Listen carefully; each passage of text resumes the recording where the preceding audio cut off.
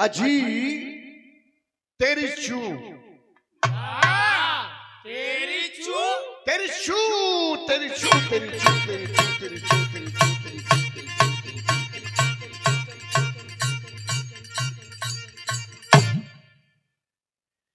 तेरी चूड़ियों के खनक से तेरी चूड़ियों के खनक से मेरा छाप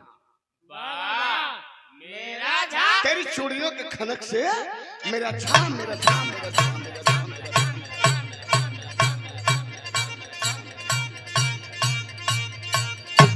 मेरा झाझर सा दिल टूट गया तेरी बू तेरी ओ माय डार्लिंग तेरी बू तेरी बू तेरी बू तेरी बू तेरी बू तेरी बू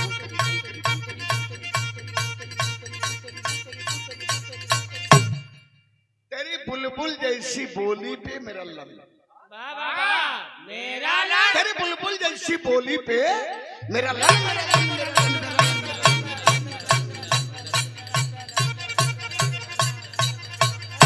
मेरा लंदन जाना छोड़ गया। आप लोग झगड़ा मत लगाइए। बहुत सुंदर प्रयास अच्छा है, होए के भी चाहिए। अच्छा, हम लक्ष्मी की आज पहली बार जीवन में देखली है।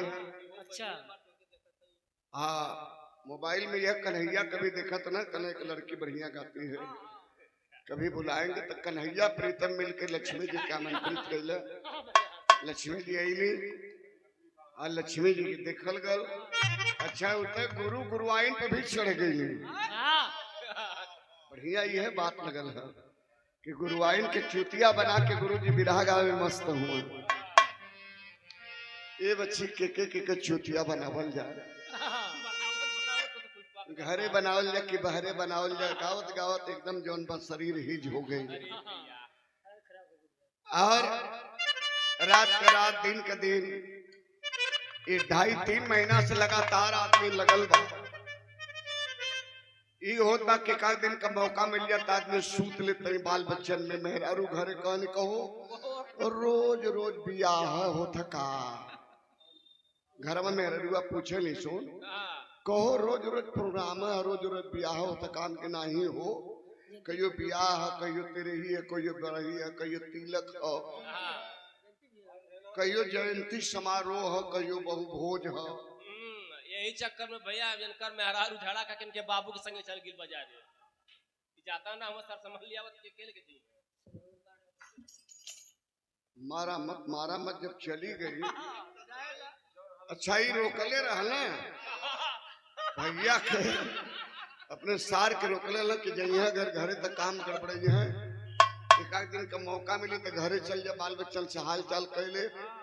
सोचले कि यहाँ से मुड़ाई के विदा कर दे, लेकिन वहां से लगले ललकारे के हमार भैया ही है तो हम चल जाते रात भर गावा बजावा दिन भर हो रहा। लक्ष्मी जी तू गलत ना कथू, लेकिन तुम्हार प्रयास बड़ा हम देखलिए तोरे सादगी के और हिम्मत के हम सलाम करते हैं।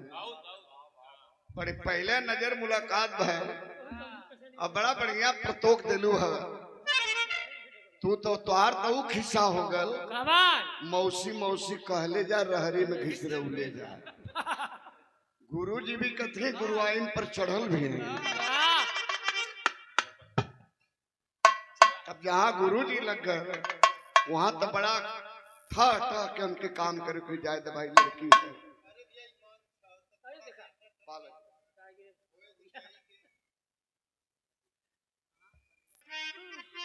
लक्ष्मी जी बड़ा बढ़िया बढ़िया गीत सुनौली। अच्छा, लक्ष्मी हमके कबो इससे देखलो जिंदगी में, पहली बार देखलो। हमारे नहीं गवैया तो जिंदगी में नहीं है देखलो। जब तोहार मिर्जापुर में जन्म ना रहा तो मिर्जापुर के गली गली में हम बिरहा गौली। सुरेंद्र, यह सच्चाई है। मिर्जापुर का कोई ऐसा मंच नहीं बचा जिस मंच पे हम न बिरहा गाए हैं। एक मंच पे 1 साल गाए तो पर वो मंच पर 3 साल 4 साल गावल जा लगातार।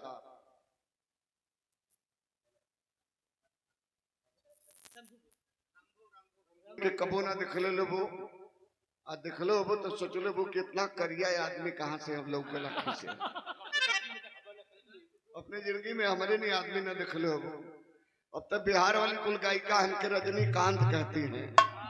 आई हम रजनीकांत बिरहा जगत के, जेकर जौन मन करला तौन कहला। ये बच्ची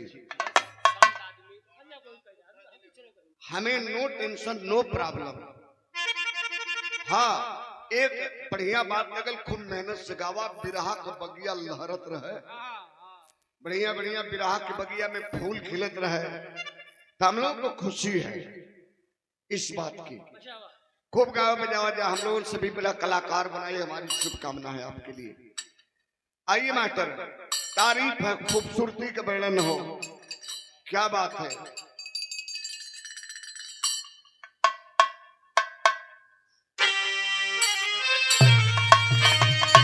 वाह वाह बेटा, बारे नंदलाल।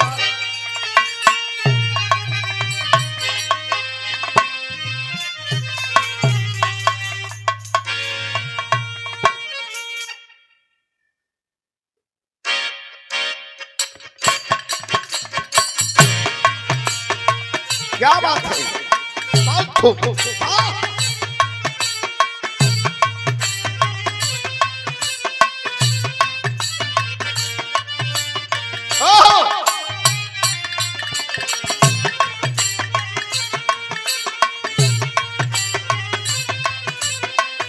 बहुत बड़े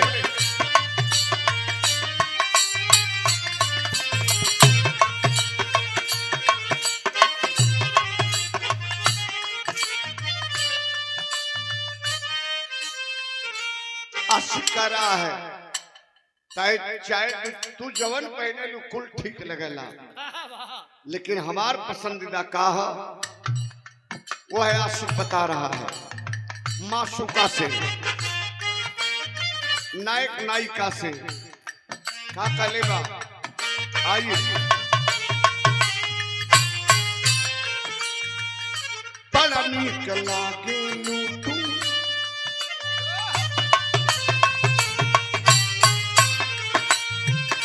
बड़ा नीक लागे तू, पहने लू सूट जबे।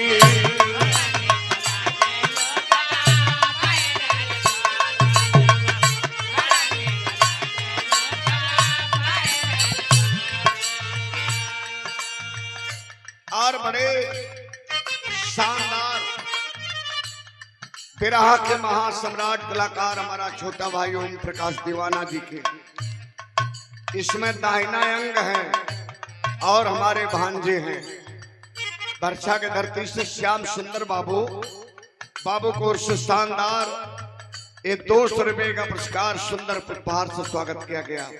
बहुत बहुत धन्यवाद श्याम सुंदर बाबू को हम आशीर्वाद देते हैं। और कई महीना से तो लगातार है चलत बसा। क्या बात है, भांजा को हम आशीर्वाद देते हैं। क्या बात है, बड़ा नीक लागे तू, पहने लू सूट जबे। रूपवा निहारत रहती, दे तू जो छूट जबे।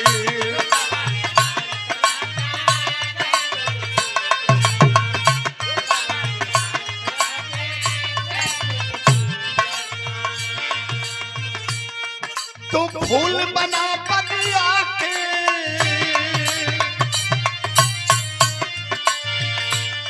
तू फूल बना बगिया के, हम भौरा बन जैती।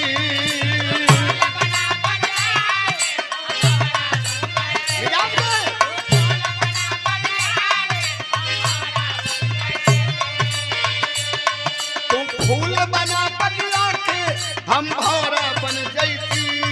तू सामने बैठा, हम देखती रह गई थी। तू सामने बैठा,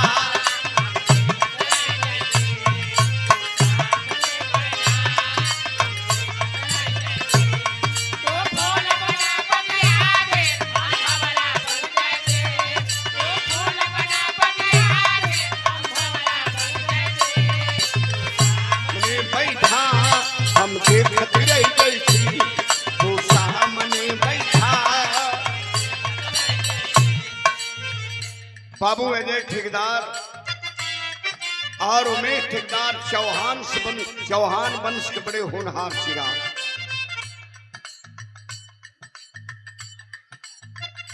अजय ठेकेदार 200 रुपए का आशीर्वाद दोनों भैया लोग उनके हमारे प्रणाम बा।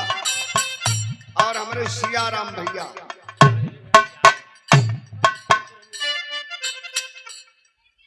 100 रुपया पुरस्कार देके सम्मानित कैलन है। सियाराम भैया के चरणन में हमारे प्रणाम बा। क्या बात है।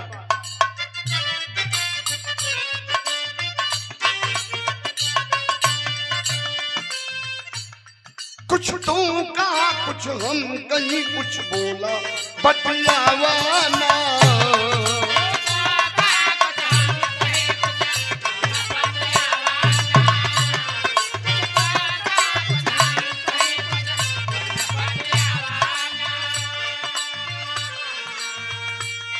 चुपचाप का बैठल बाड़ू धन लगे तनियावाना।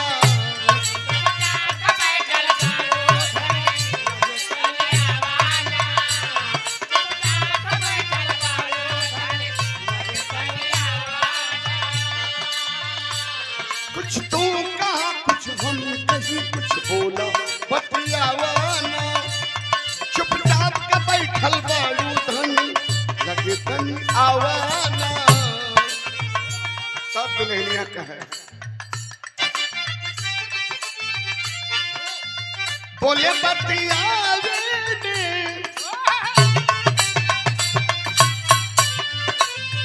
बोले बतियावे में भी हानि कर बकाए राजा। बोले बतियावे में भी हानि कर बकाए राजा। आज वाली रतिया जी हानि कर बकाए राजा।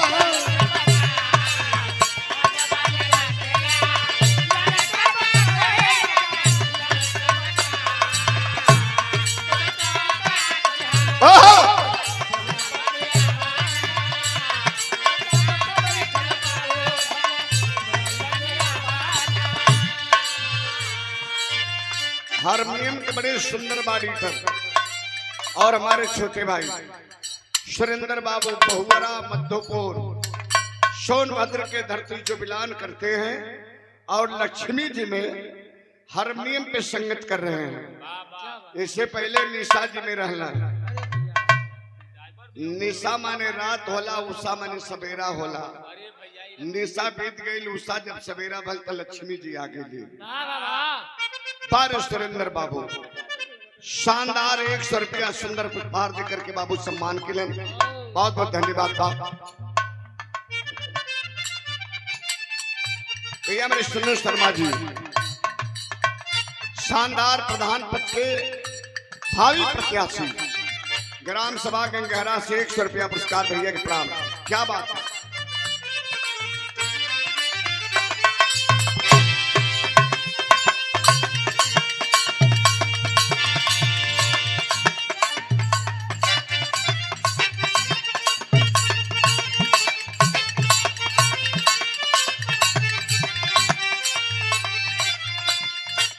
आत्मा रूपी दुल्हन परमात्मा रूपी पति ये सवाल है।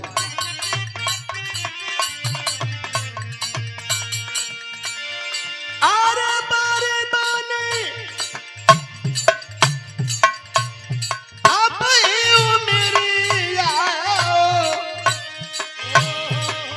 विधाता दिनवा धाई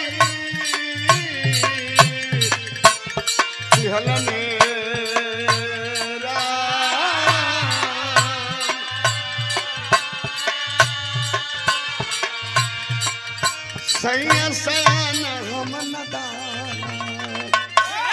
अरे सैया सयान हम नदान तो कैसे के गवाना जाई बेरा।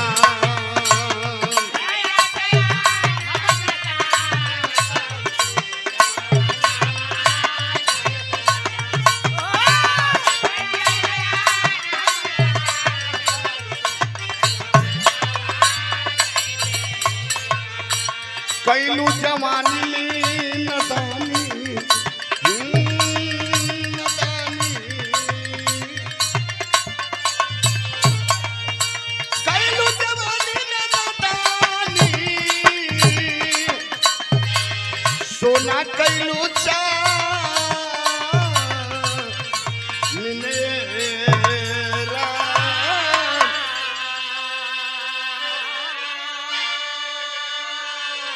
अरे जायो सत भतरी बहुरिया, अरे जायो सत भतरी बहुरिया, तो करनी से बढ़ी गईलू ये राम।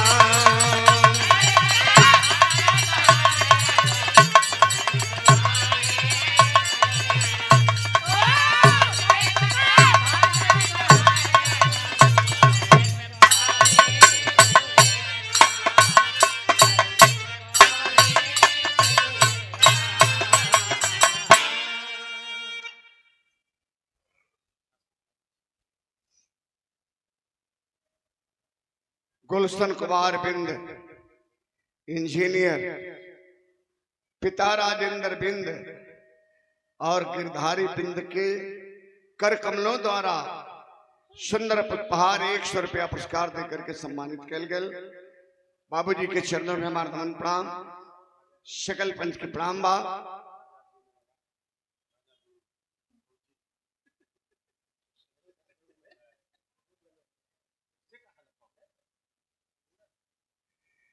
आई देख बिरहा आप लोगों के बीच में हम सुनावे जाते हैं, और आज के परिवेश में जितना ही बिरहा हमार गायब जरूरी है उतना आप लोगों को सुनना जरूरी है। जितना हमारा गाना जरूरी है उतना आप लोगों को सुनना जरूरी है। एक बिरहा आपके सामने रखने जा रहा हूं।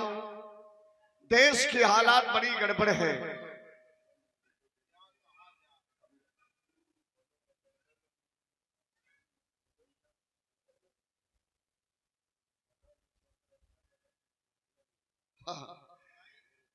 आइए प्रीतम बाबू, एक शानदार बिरहा बड़ा कम समय में। वाह भाई वाह वाह, जैसा आपका फरमाइशी रहा वैसे एक बिरहा जोरदार।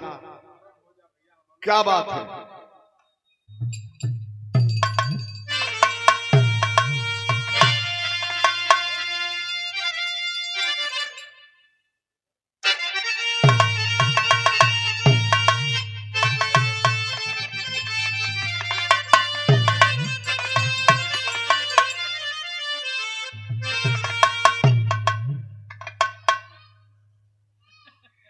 चार लाइन में क्या है प्रधान जी सुनिए। हित में अतिथि के भी देखत रहा, तनी से बिरहा का तालीम भी देखा। बैठा अवाला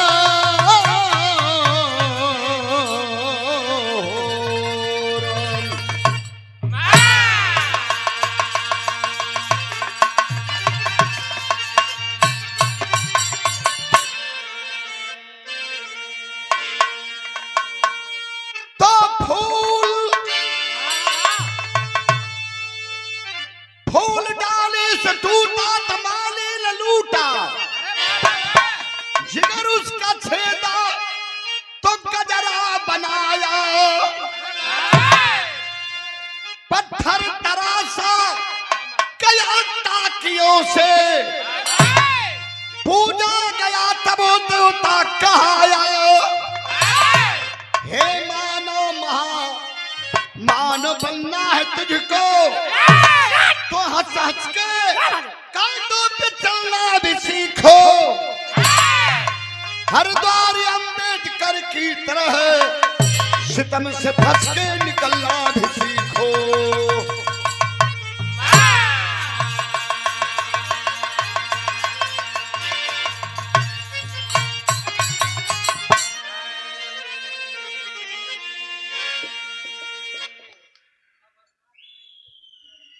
गंगेहरा सबरे बाबूजी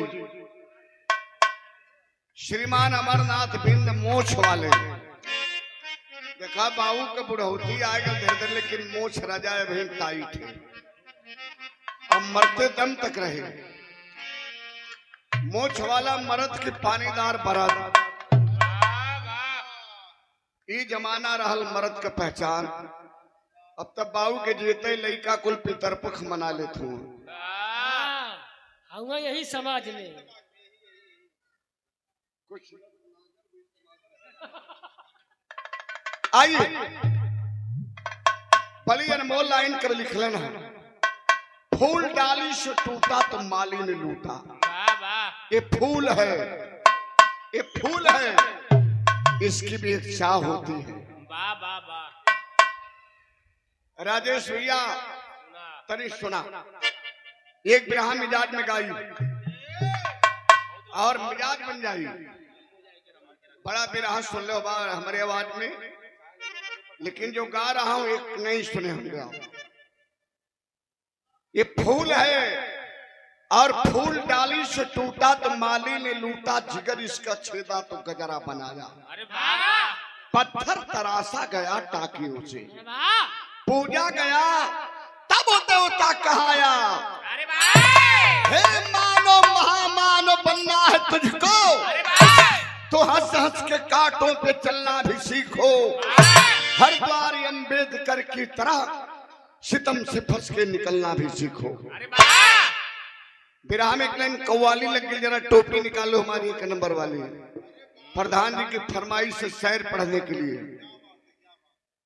हमारे सौरभ कुमार बिंद प्रधान जी फरमाइश किए हैं कि टोपी लगा करके जरा शायर पढ़वाइएगा भैया से। तो मोबाइल में आप न रहें, जरा आनंद ले कव्वाली का।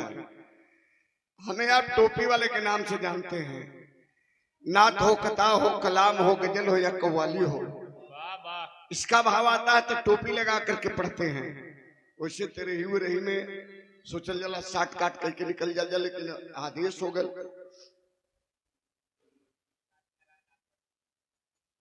श्रीमान राज नारायण राजभर गंगेहरा से 100 रुपया पुरस्कार भैया के हमारे प्रणाम बा।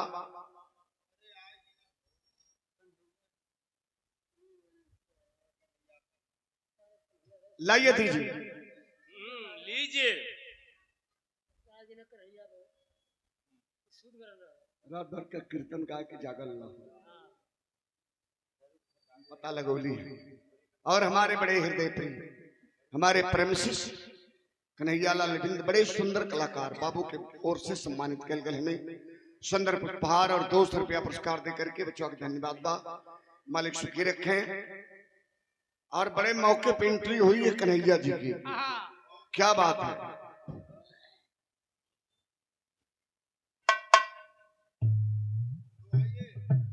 दो लाइन टोपी लगा करके कव्वाली का आनंद लिया जाए।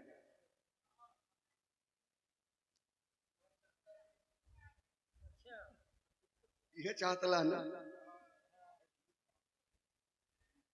क्या कहना है। बड़े बुजुर्गों का मैं एहतराम करता हूं, मेरा वसूल है पहले सलाम करता हूं। अरे वाह।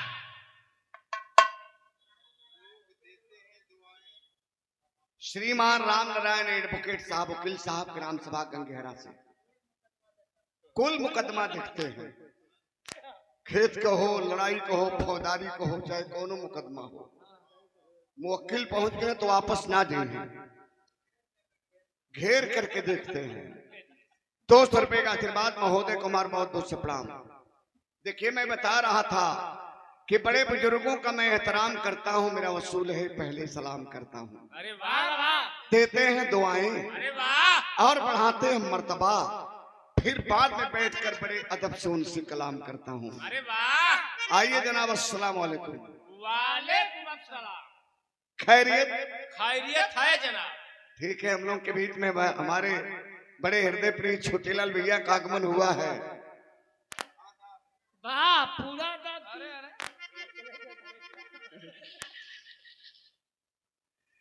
गलत अल्फाज नहीं बोलने का। अल्फाज का होला भैया। ये जो टोपी लगाए बैठे हैं बाबूजी, या खुद मैं कौम के मुसलमान नहीं हूँ, वाह क्या है, हम सब सिंधु हैं। वाह वाह वाह सिंधु है। सिंधु वो कैसे? यहाँ कोई हिंदू नहीं है। हिंदी में तो हो लगी है। हिंदू बनाने की होड़ लगी, लेकिन कोई हिंदू नहीं है। यहाँ जाति है,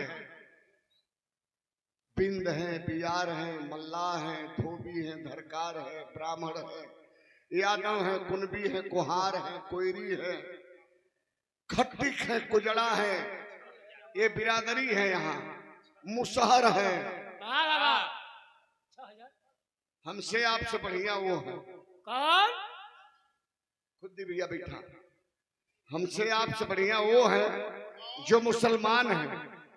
उनसे पूछेंगे आप, चाहे शिया होंगे, सुन्नी होंगे, पठान होंगे, जुल्हा होंगे, उनसे आप पूछेंगे कौन बिरादर है, तो कहेंगे कि हम मुसलमान हैं। और हमसे पूछा जाएगा कि कौन बिरादर है, तो हम कहेंगे कि अहीर हैं, बिन हैं, बियार हैं, राजभर हैं, ब्राह्मण हैं, क्षत्रिय हैं। हम ही कहो। यहाँ हम यहाँ हमें आपको जातियों में बांट दिया गया। इसलिए मैं कहता हूं कि जो 6743 जातियां यहाँ के मूल निवासी हैं, वही सिंधु है। हिंदू बनाने की होड़ लगी। हिंदू खतरे, मेरे पहले हिंदू तो बनाओ, बाद में खतरे से बाहर करो। जाति से तो पहले हमें हिंदू बनाओ। यहाँ तो लोगों ने जात बना दिया। खैर, मैं विषयांतर नहीं होना चाहता। थोड़ा देर के लिए हमें कौवाल मान ले, उधर कौवाला। वाह वाह वाह। किधर कौवाला? उधर कौवाला। वाह, उधर खजुआला।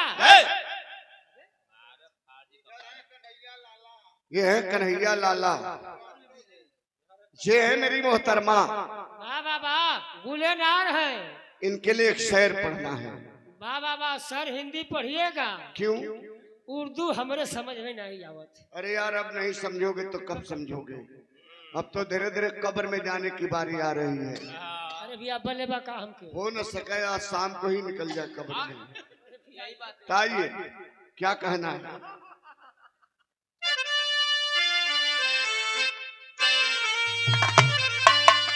अजी अजी तेरी चू,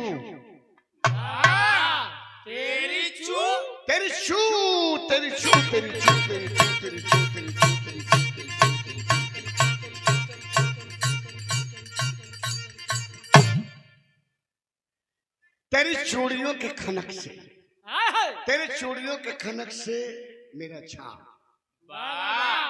मेरा झाग। तेरी चूड़ियों के खनक से मेरा छाम, मेरा छाम, मेरा छाम, मेरा छाम, मेरा छाम।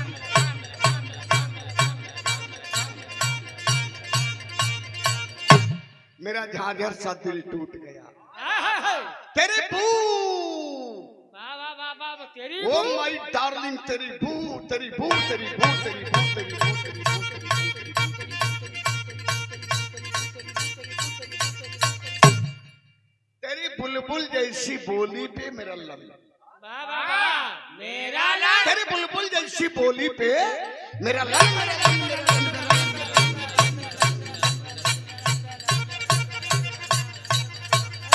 मेरा लंदन जाना छोड़ गया। आप लोग झगड़ा मत लगाइएगा। मेरा ये सीधा सा फंडा है। तेरी चूड़ियों के खनक से मेरा झांझर सा दिल टूट गया। तेरी बुलबुल जैसी बोली पे मेरा लंदन जाना छोड़ गया। ये प्रधान जी की बड़ी दिली इच्छा रही इसे पढ़वाने के लिए, लेकिन कव्वाली है, मजहब की है। क्या करना बेटा? आओ दो तो।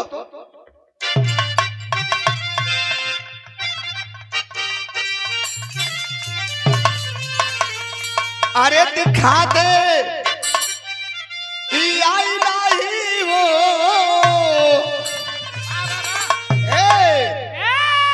अरे दिखा दे आई नहीं वो, मदीना कैसी बस्ती है।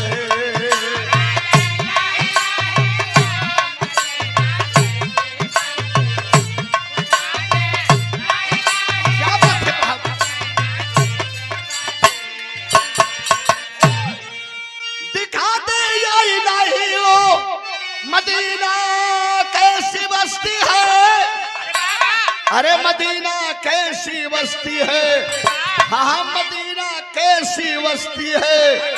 जहाँ पे रात दिन मौला तेरी रहमत बरसती है।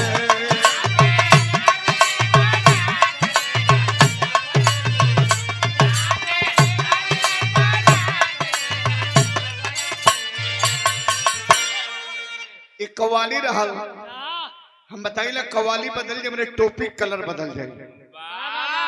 तो हर कलर कब बदली? तो बुर्बक हुआ न बदली। काला को काला न समझो, काला सब में आला है। काली पुतली काला सुरमा, वो माय डियर आंख में रहने वाला है। अरे वाह। लेकिन फिर हम बड़ी कसौटी की लाइन कर लिखत हूँ। कैसे मास्टर? आइए हमारे मूल निवासियों, जरा विचार करिएगा, यह लाइन बड़ी अच्छी है। क्या कहना मास्टर?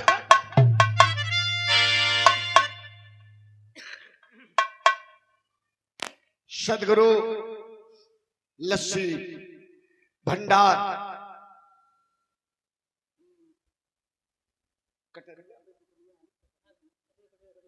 कटरिया में भैया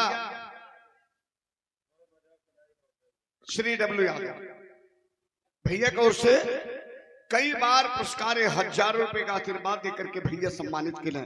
सुंदर उपहार, चरणन में आप करवन प्राम, सकल पंच के प्राम। तो आइए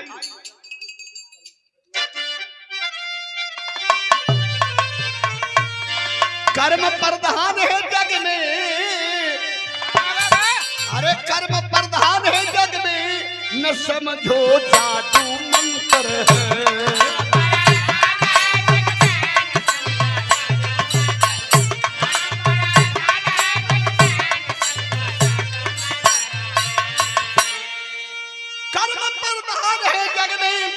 न समझो जादू मंत्र है, न समझो जादू मंत्र है।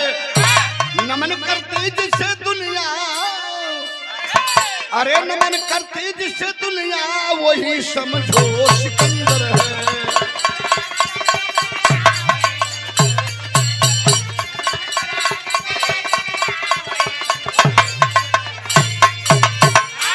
बहुत अच्छे बलधाम। आइए कहानी शुरुआत हो गई से। तनी मैटर गर्म कर दे बेटा, मामला गर्म कर। तो क्या कहना है?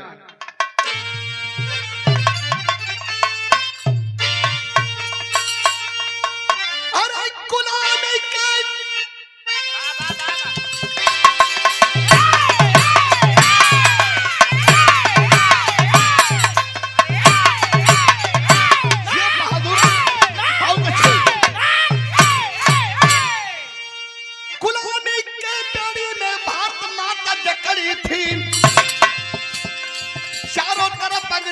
हुकूमत करी थी। माता बहन की आबरू को बांट देते थे। अगर बोले कोई जुबान काट लेते थे।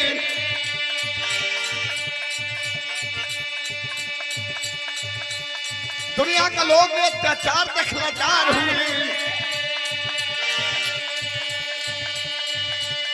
जगह जगह से नौजवान तब तैयार हुए। सुभाष चंद्र भगत सिंह नौजवानी में कुर्बान हो गए लगा के आग पानी में। मगर अंग्रेज नहीं छोड़कर देश गए, मगर अंग्रेज नहीं छोड़कर देश गए। कहते देकर पूरे भारत को संदेश गए।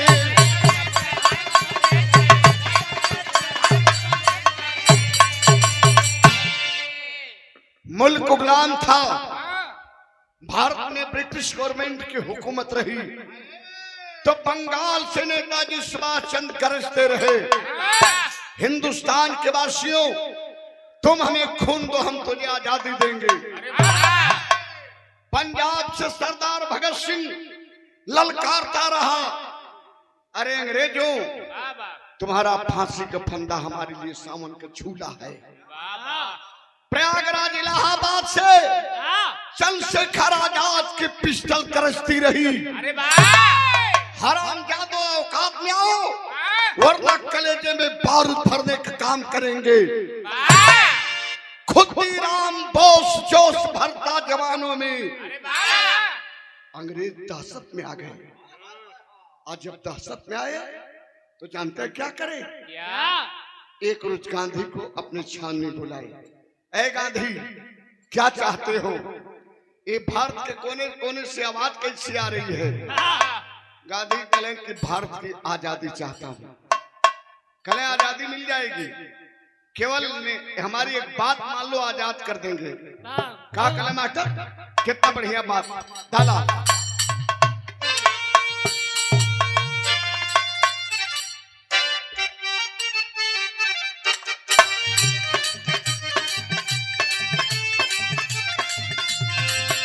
तर्ज बड़ी कचाकी बा, कौन दुल्हन का दुल्हा का करत रहो? सुहाग रात के 5 दिन बाद गए बनौली चट्टी पर। अरे वाह, अच्छा अच्छा।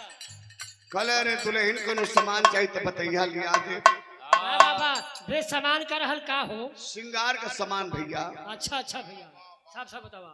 कल ठीक है, जा थी सवेरे में, पहले शटर उठाई, बाद में देखब दुकानदार मिली तब बताई। का कल मास्टर हवा पहली रात पायल तोरला, दूसरी रात बाली हो।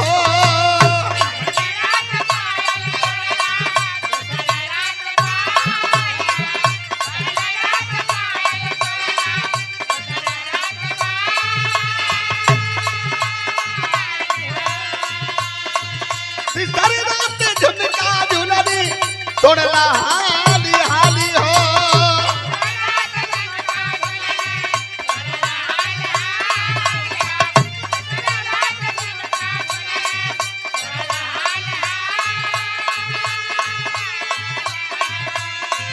नहीं हरे अपना देव और हनुमा राजा जी, नहीं हरे अपना देव और हनुमा राजा जी। माजा मारे में तोड़ला न काम कहनवा राजा जी।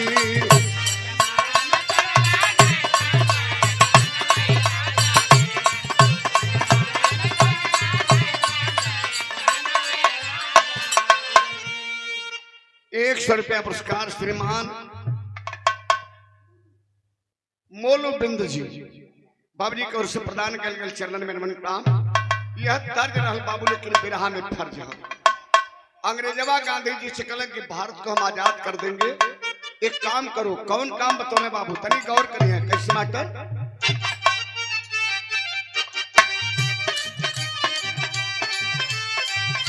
कितनो देखैबा हम रास तू आक्रोश।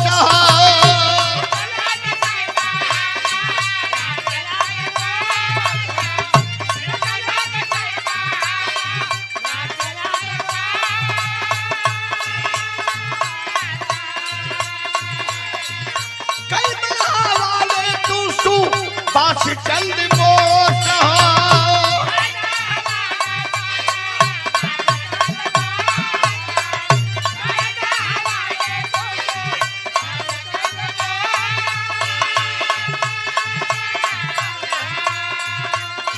माफ कर दे सगरी हम गलतिया गांधी जी।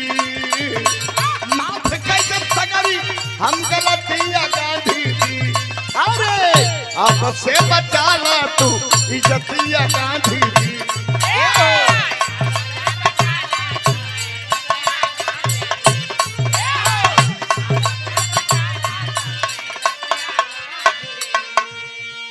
गांधी जी से कहलन अंग्रेजवा, हमें नेता सुभाष चंद्र बोस को दे दो। हम नेता को लेकर लंदन चले जाएंगे, भारत को आजाद कर देंगे। केवल नेता सुभाष चंद्र बोस को हमें दे दो।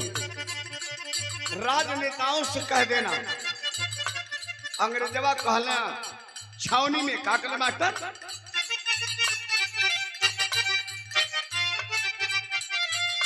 मिल जाए आजादी ऐसे अहिंसा के मेल से।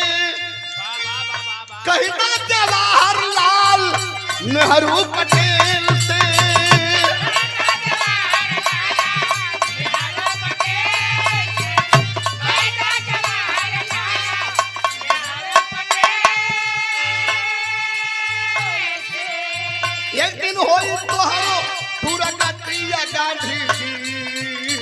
ये दिन होई तोहरो दूर कटिया गांधी जी। अरे अब से बचा ले तू इज्जतिया गांधी जी।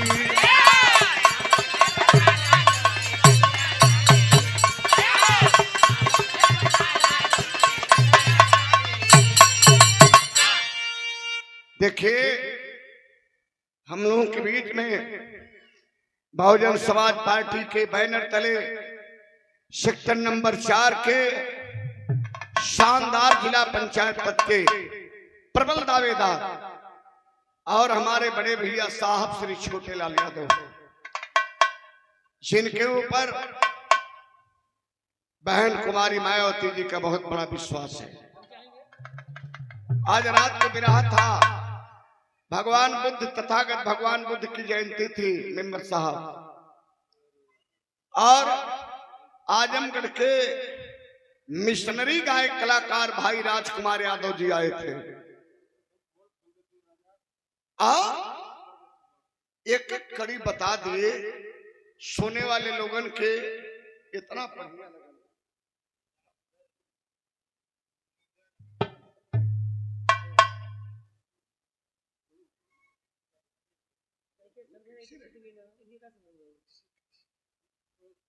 ऐसे कैसे हो जाए प्यार का घराना।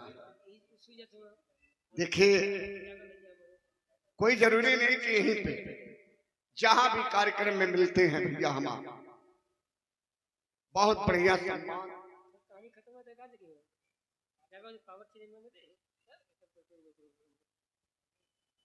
जरा एक बार जोरदार ताली बजा कर आप लोग सम्मान करेंगे सेक्टर नंबर 4 के बड़े शानदार प्रबल दावेदार जिला पंचायत पद के भावी उम्मीदवार हमारे मेंबर साहब श्री छोटेलाल यादव जी। समाज के लिए जीना है, समाज के लिए मरना है, सामाजिक कार्य के लिए जिनका हर कदम क्रांतिकारी हुआ करता है। एक ललक है क्या कि जनपद के सबसे बड़ी कुर्सी के बगल में बैठ करके अपने सेक्टर नंबर 4 का विकास करवाने का काम करूंगा। तो देवता लोगों का आशीर्वाद चाहिए। बहुत बहुत सा भैया का अभिनंदन है। 500 रुपए का आशीर्वाद देकर के हौसला अफजाई की है आपने। मैं इसलिए बता रहा था इस लाइन पे कि महोदय कल 1 मई को तथागत भगवान बुद्ध का जन्मोत्सव रहा और 14 अप्रैल को बाबा साहब डॉक्टर भीमराव अम्बेडकर का जन्मोत्सव समारोह रहा। तो याद आई हाथ लड़कन के तो भी होना भी चाहिए। पंचो तनी गौर करी है, आज जौन भाई अंग्रेज कलम की गांधी तुम्हारी दुर्दशा होगी, हम भारत को आजाद कर देंगे, केवल हमें सुभाष चंद्र बोस को दे दो, हम लेकर लंदन चले जाएंगे, भारत को आजाद कर देंगे। एक स्टाम्प पेपर पर गांधी जी साइन के लिए कि जब सुभाष चंद्र बोस मिलेंगे तो हम आपके हवाले कर देंगे। टाइम कितना बीतल? एक दिन, 2 दिन, 4 दिन, 6 दिन, 8 दिन, 10 दिन, 12 दिन, 15 दिन, 2 महीना, 4 महीना, साल बीत गल, न सुभाष चंद्र बोस मिलना न गांधी जी अंग्रेजों के देहल। अंग्रेजन का अत्याचार बढ़े लगा। श्रीमान सत्य प्रकाश बिंद जी चाचा जी नाम दिए थे और आपका नाम हम नहीं बोल पाए। शरण में आपके कोर्ट को सप्रणाम है, लेकिन याद रखिएगा बाबूजी लोग, अंग्रेजों का अत्याचार वो हो गया, अत्याचार बढ़ता गया। माताओं की गोद से मासूम बच्चों को खींच करके ऊपर भाले के नोक पर लोक लिया करते थे। उस हालात में गांधी जी ने आंदोलन छेड़ दिया, अंग्रेजों भारत छोड़ो आंदोलन छिड़ गया। तब विराह में तर्ज बड़ी कचाकी लगल बेटा। कौन गीत बा? अब आता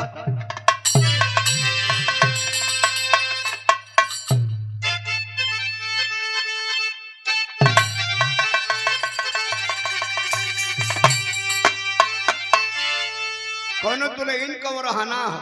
अरे वाह वाह बाबा कैसे अपने दुल्हा से बाबा का रहना हो? वो रहना का हो बतावत है। कितना बढ़िया गीत है। अब अरे अमावा तखाईला कोयलिया गीत के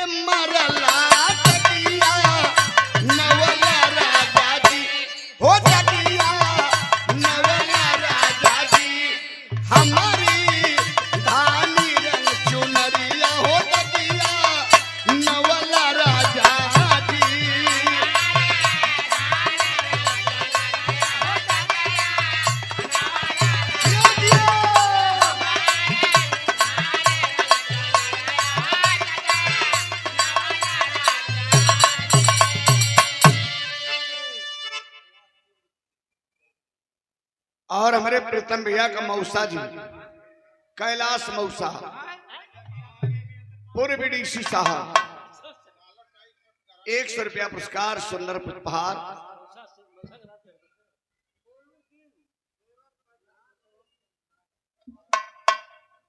100 रुपया सुंदर उपहार श्रीमान मोलू बिंद जी माननी सौरभ प्रधान जी के सम्मान में। शरण में आपके निवन प्रामी तर्ज रहा, लेकिन विरहा में फर्ज है।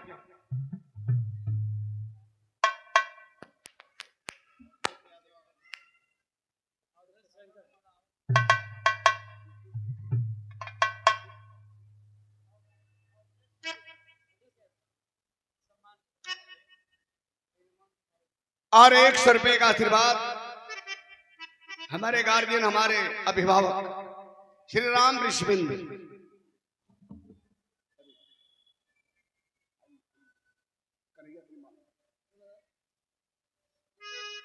100 रुपए का आशीर्वाद हमारे कन्हैया जी के पूज्य पिताजी, और 500 रुपए का आशीर्वाद सुंदर उपहार।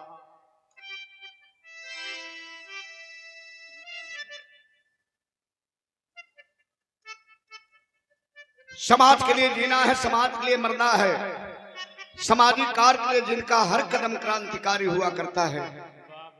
परम आदरणीय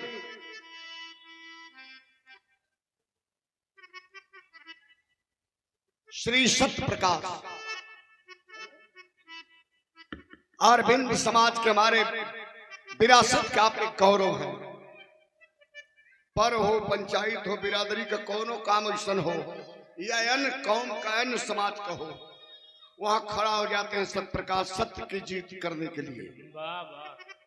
भैया का बहुत बहुत अभिनंदन है।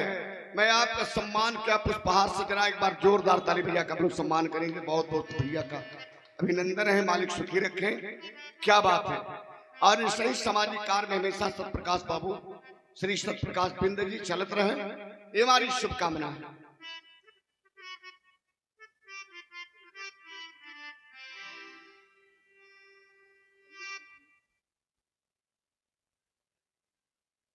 मल्लुद्ध के प्रोधाम माटी के मदनों श्री शंभू पहलवान साहब नारायणा के धरती से सुंदर उपहार और 200 रुपए का पुरस्कार देकर के शंभू पहलवान साहब सम्मान किए हैं।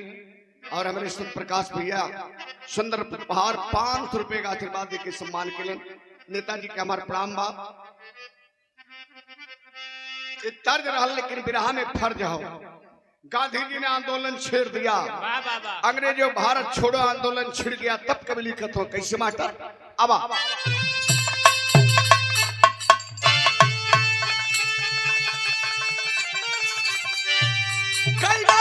पिता भारत छोड़ो आंदोलन तो हकी जाए के परी, वो तो हकी जाए के परी। एक दिन लंदन पे मनवा तो हकी जाए के परी।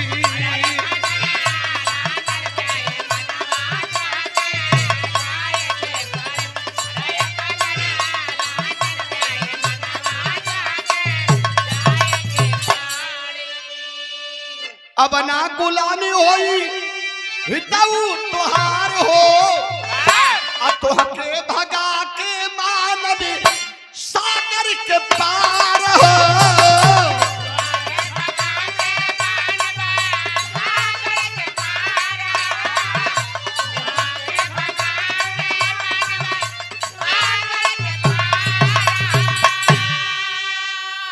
अरे बिनती है बाहमरो मानिला कहनमा तोहकी जाए के परी। ओए कदरी लंदन पे मनवा तोहकी जाए के परी।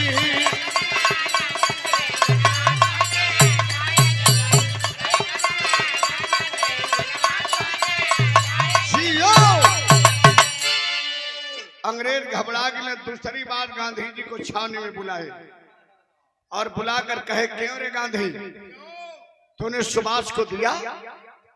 गांधी जी कहला ना सुभाष मिला ना मैंने दिया। कहला देखो एक शर्त और है, क्या है?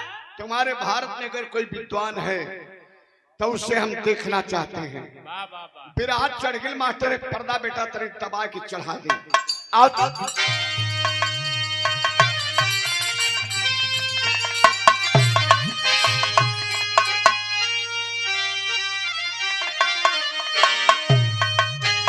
सिकंदर हम भारत का देखेंगे।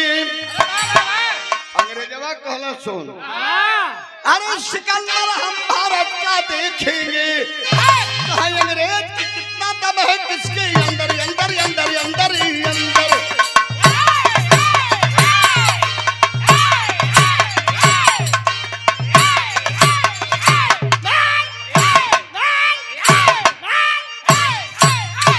शाबाश शाबाश, बारे कैलाशनाथ बाबू क्रीम वाले। सिकंदर हम भारत का देखेंगे। कहे अंग्रेज की कितना गुण है किसके अंदर। तुम्हारे भारत में अगर कोई विद्वान है तो संविधान का प्रारूप बनाकर हमें दिखला दे। मैं जानूं तो सही कि हमारे लंदन जाने के बाद तो तूने भारत की बड़ व्यवस्था कैसे चलाएगा। गांधी जी लगने टाइट कॉलर टाइट करे। कल अरे विद्वानों की बात करते हैं तो यूं जाऊंगा, यूं संविधान बनवा कर ले आऊंगा। कल जल्दी नहीं है, आज आप दे दोगे तो हम कल चले जाएंगे, कल दोगे परसों चले जाएंगे। विद्वानों की मीटिंग जुट गई। आए भैया मीटिंग में गांधी जी सवाल रख कि देखो भाई, आप सारे लोग विद्वान हो, न गोली चलेगी, न बम फटेगा, न बारूद उड़ेगी, न लहू बहेगा। केवल कलम उठा लो, संविधान बना दो और संविधान का प्रारूप ले जाकर के हम अंग्रेजों को दे देंगे। विद्वान लगल कपार खजुआवे, भारत का संविधान इतना जल्दी बन जाए? अरे करे बदे साल 2 साल 5 साल का टाइम चाहिए, तब बनेगा उसका प्रारूप। विद्वान में जानते कौन कौन रहे? Doctor Rajendra Prasad, doctor Lahiri, doctor भाभा, डॉक्टर केडी, डॉक्टर गौरव, बड़े बड़े विद्वान रहे। राजनेता भी बैठे थे मीटिंग हॉल में, लेकिन सारे लोग इनकार कर गए। आज अब इनकार करने राजा तो फिर हाथ चढ़ गए पर्दा तनीसा। क्या कहना है अब आता?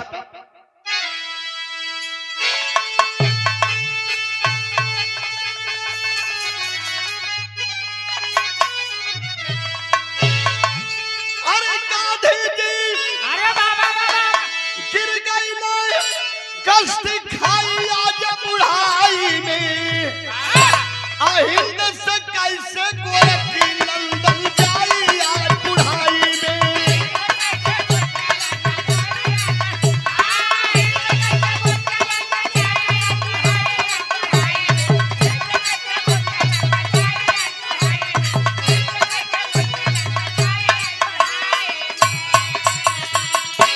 जवन दसवा के खातिर हम जेल का रोटी खाईली हो, घुट घुट के हम जीवन जियली, नमक चोर कहली हो। उस आंदोलन में सुखन भी साथ में रहा और इसी आजादी के लिए वही सुखन सुखदेव स्वतंत्रता सेनानी, संग्राम सेनानी थे। गांधी जी याद दिला रहे हैं।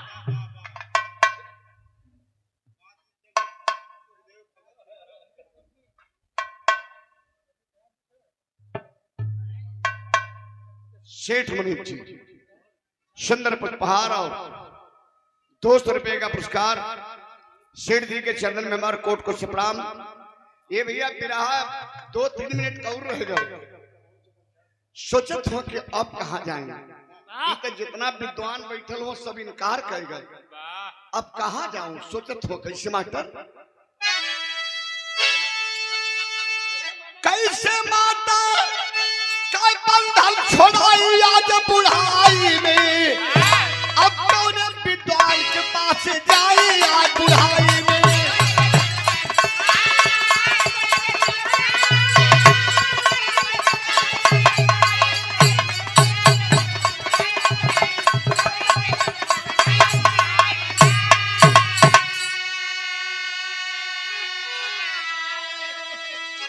ये भाव पर 50 रुपया पुरस्कार बीरू जान सौरभ भैया का भाई है। भैया का हमारे राम बा, लेकिन पंचो गौर करिए सोचे लगे कि अब कौन विद्वान के पास जाए। गांधी जी गिर गए वही मीटिंग हॉल में गिरे हैं, तब कवि जी बात लिखत हुआ। क्या कहना मास्टर, आइए।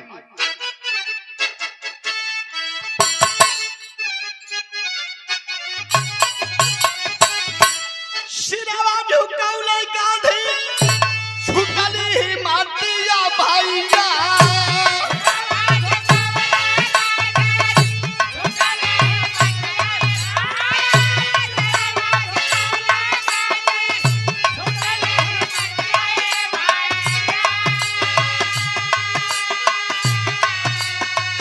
जेकर ऊपर कैले रहली भारी अभिमान।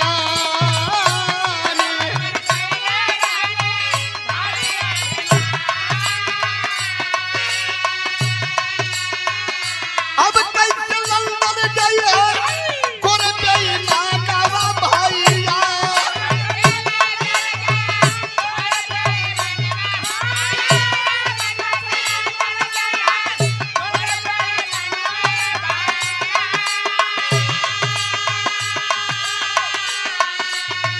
भारत के अंदर के बाद सबसे विद्वान।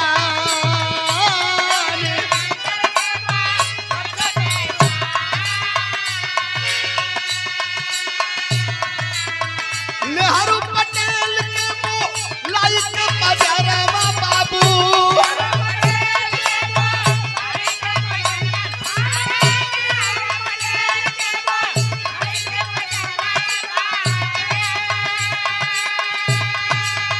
तीनों जाने मानवा में करलन गुनाह।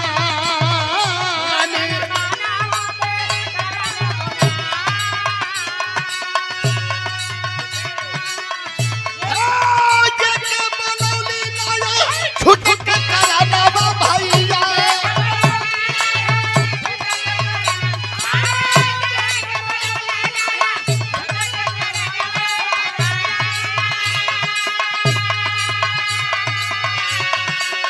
वहाँ के खात बाटे सबसे विद्वान। जियो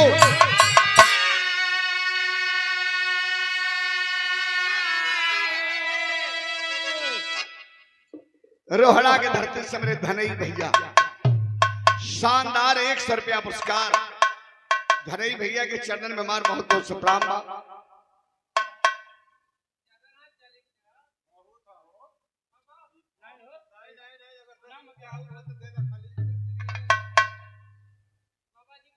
नदेसर से कन्हैया लाल बिंद बाबा जी का लड़का बरहन शानदार पुरस्कार भैया 50 रुपया दिले ना। बहुत बहुत से प्रणाम आपके। ठीक है ठीक है ठीक ठीक समझ के लिए नदेसर से हुआ तो के चिन्ह तक के चिन्ह नदेसर से लेके गंगहरा से लेके बिलारीडी से लेके नवगढ़ तक चापेला तू। अच्छा ठीक है भाई। अच्छा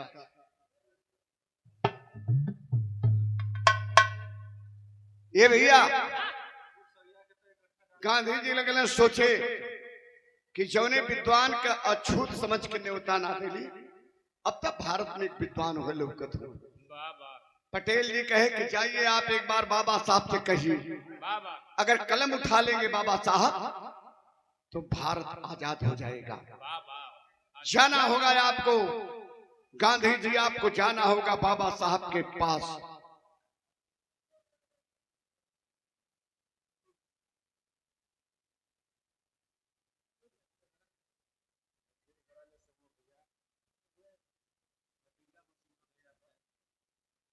शानदार छोटे लाल यादव जिला पंचायत पद के प्रबल दावेदार के सम्मान में सुंदर उपहार और 100 रुपए का पुरस्कार देकर के भैया सम्मानित कैलन है। और हमारे भांजे हैं आप बाबू के बहुत बहुत धन्यवाद। बाप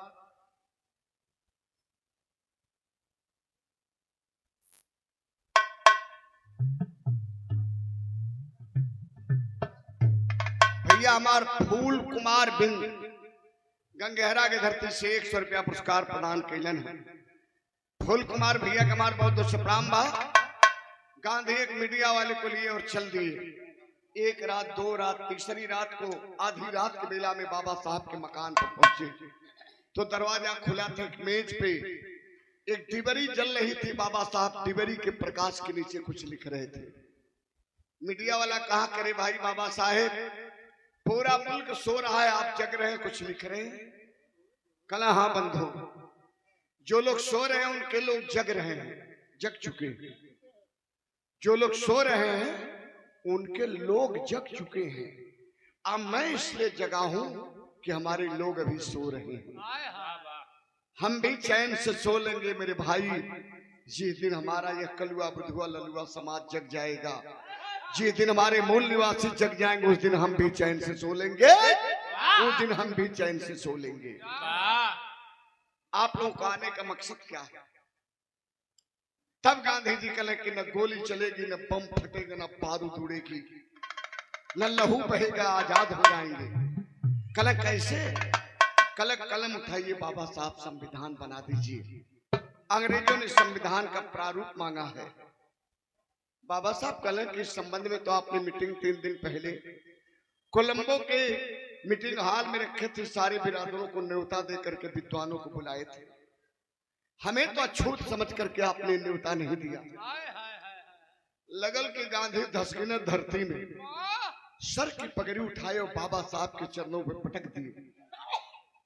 बाबा साहब मुझे क्षमा कर दीजिए, मेरे ऊपर दबाव था कोई, इसलिए मैंने नहीं आपको न्योता दे पाया। कल चलो ठीक है, जाइए आप लोग आराम करिए। एक बात याद रखिएगा कि पूरब से सूरज की लाली निकलेगी और सुबह जब होगा तो झोपड़ी से भारत का संविधान निकलेगा। ले जाकर अंग्रेजों को दे देना और अंग्रेज भारत को आजाद करके लंदन चले जाएंगे। मात्र 6 घंटे में भारत का छोटा सा प्रारूप संविधान का बना करके बाबा साहब तैयार कर दिए, मात्र 6 घंटे में। और इससे संपूर्ण संविधान 2 वर्ष 11 माह 18 दिन में बना संपूर्ण संविधान। लेकिन बाबूजी लोग गौर करिएगा, बाबा साहब को एक झटका लगा। हम पढ़े नहीं होते, ताजे मुल्क आजाद नहीं होता। अंग्रेज जब संविधान को पढ़ते हैं, देखते हैं तो कहे वाह वाह वाह, कोई है इस इंडिया के अंदर जो सिंबल ऑफ नॉलेज है, ज्ञान का प्रतीक है। अंग्रेजों ने बाबा साहब को सिंबल ऑफ नॉलेज कहा, याद रखिएगा।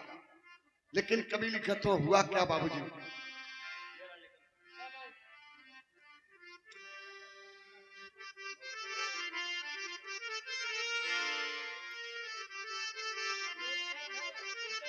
और हमारे प्रीतम बाबू की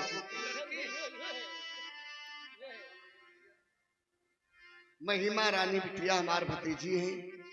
प्रीतम बाबू की रानी बेटी है, बेटी है तो कल है। और पीयूष बाबू बेटा हुए। देखिए बेटी पिता के घर के आंगन के लक्ष्मी होती है।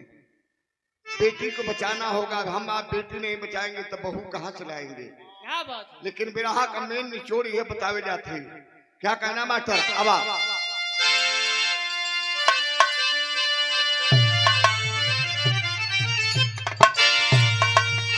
हार गए गोरे बाबा साहब के संविधान से।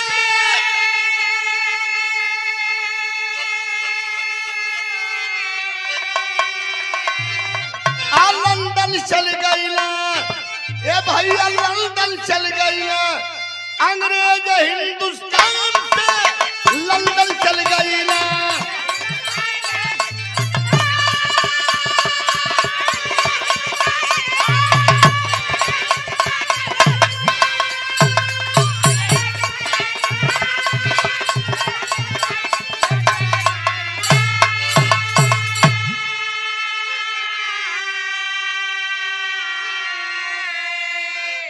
बम गोली बारूद नहीं तो रसगुल्ला मिया आतुरस गुलामी बाबा साहब का कलमिया।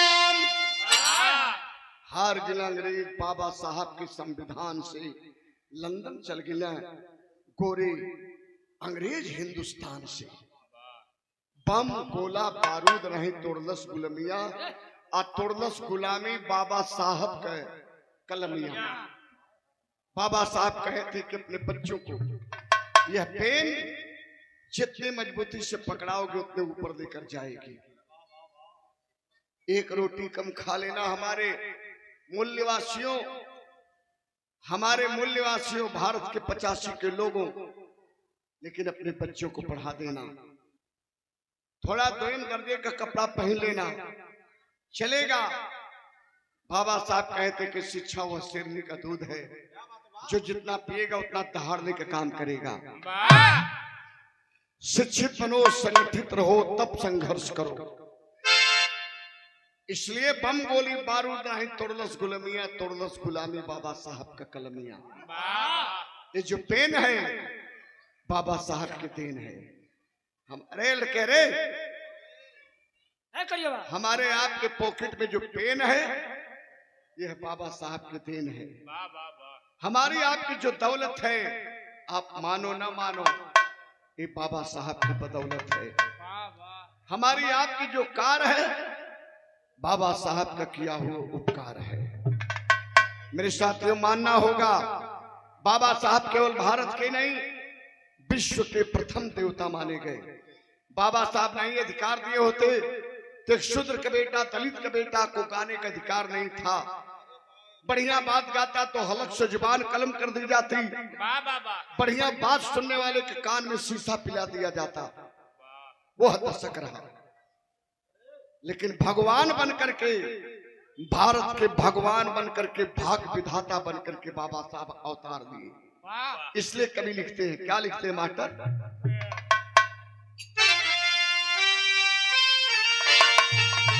मिलनी आजादी भीमराव अम्बेडकर विद्वान से,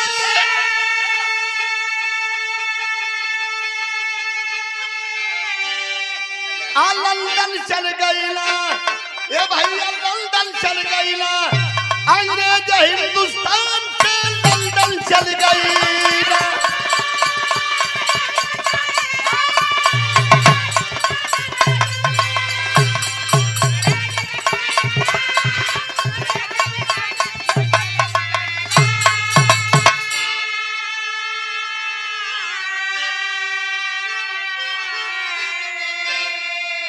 हमारी बिरहा गौले के कम मकसद रहा।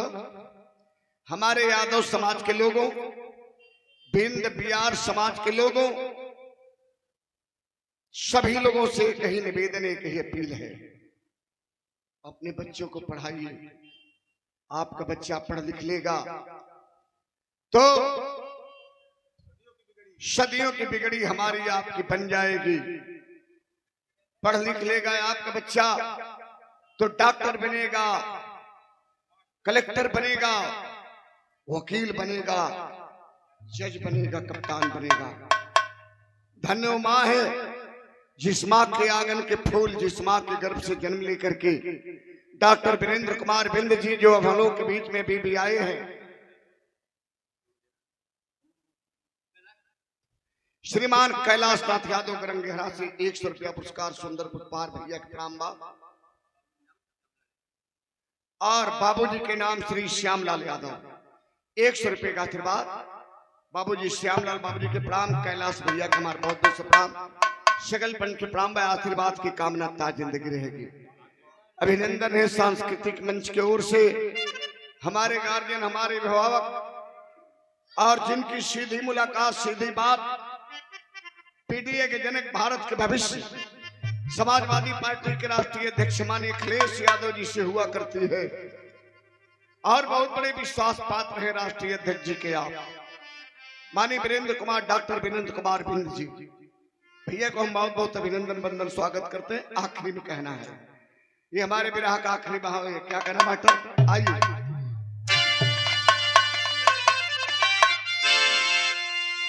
गुरुदीन मोहम्मद राम सुख सिंह शुभदन की पानी कथन कर हरिद्वार संगमिका बेचूंगा।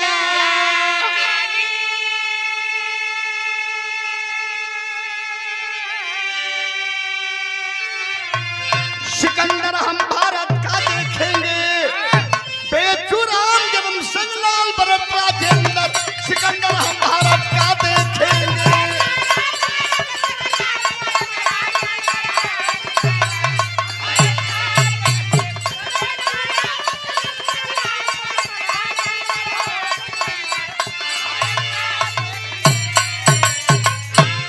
बहुत बहुत धन्यवाद।